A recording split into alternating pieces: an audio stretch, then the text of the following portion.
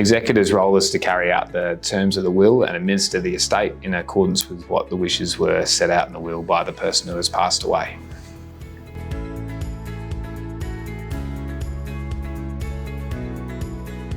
The basic duties of an executor are to first locate the original will, and in doing this ensure that no staples are removed from the will and nothing's attached to the will. And then you can attend to funeral arrangements with the funeral director and also apply for the death certificate through the director, which is done with the Department of Births, Deaths and Marriages. If any funeral and testamentary expenses are incurred during this time, you can seek authority from a bank or an asset holder of the person who's passed away, or alternatively, if you pay for any of these yourself, you can seek reimbursement later on once assets have become available and payment can be made. After you've done all of these, you can then work out what assets and liabilities are held in the estate and determine if a grant of probate is required.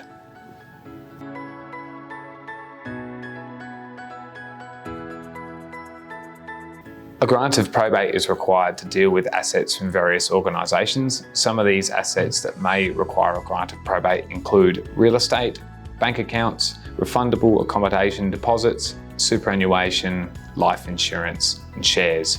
Let's look at these individually.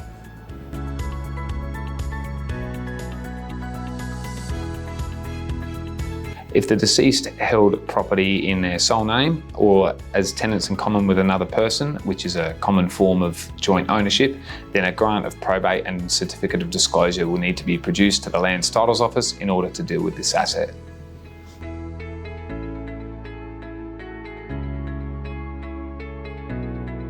Each bank or credit union will require a grant of probate and certificate of disclosure for that asset whenever the amount held in the bank account is over a particular limit as determined by that financial institution. Each financial institution determines their own limit when they require a grant of probate.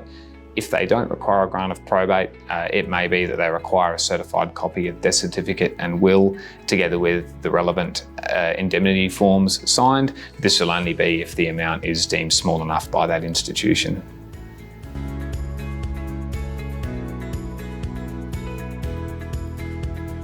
If the deceased paid a bond to a retirement village or accommodation provider, then a grant of probate will be required to release that asset.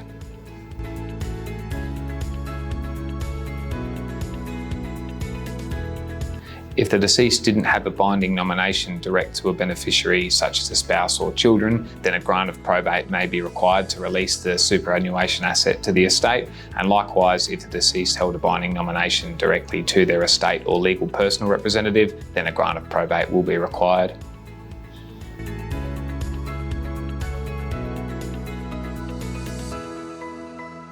Much like superannuation, if there is no beneficiary nominated in a life insurance policy, then a grant of probate may be required to release the asset to the estate.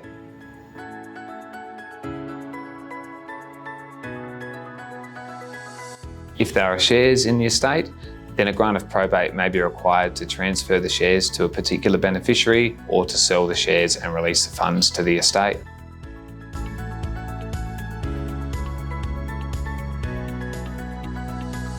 Once you have the grant of probate, you can start calling in funds from the financial institutions, shares and any other assets in the estate. Likewise, if there are any particular gifts or items to be given to a beneficiary, you can now start transferring it to them. Pending, of course, if you think there is a challenge made to the estate, you would need to speak to your lawyer about this before doing any administration.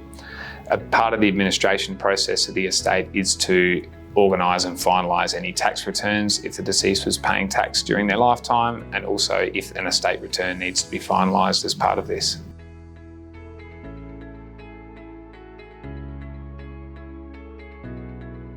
A grant of probate isn't required for every will, and it's best to speak to a lawyer to determine if a grant of probate will or will not be required. If it isn't required, a lawyer will be able to help you determine what still needs to be done to finalise the estate.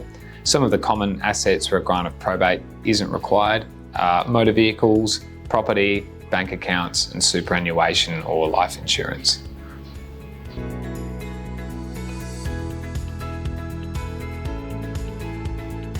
You will need to take a certified copy of the will and certified copy of the death certificate to motor registration to authorise the transfer of the vehicle.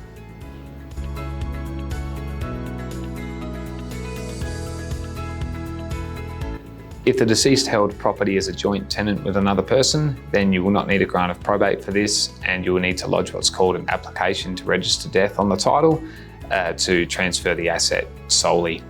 A conveyancer at Andersons will be able to help you with this.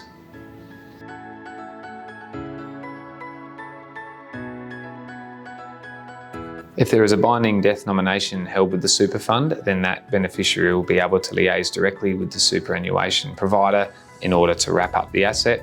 Likewise, if there isn't a nomination but there is a dependent, such as a spouse or children, they may also be able to deal with the super fund direct. Life insurance policy and beneficiaries of those policies act in a very similar way.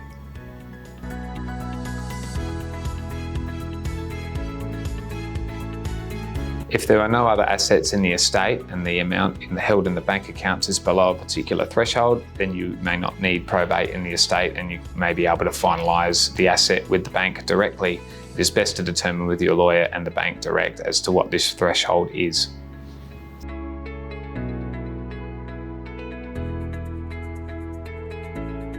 It can be a difficult time when somebody passes away, and being an executor can take a lot of work.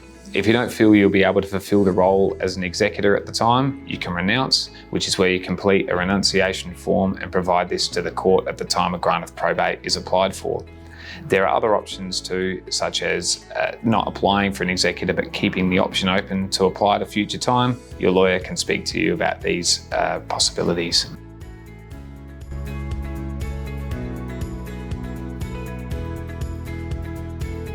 I hope this information has been helpful. If you would like to speak with someone further about the role of an executor and applying for a grant of probate, visit andersons.com.au.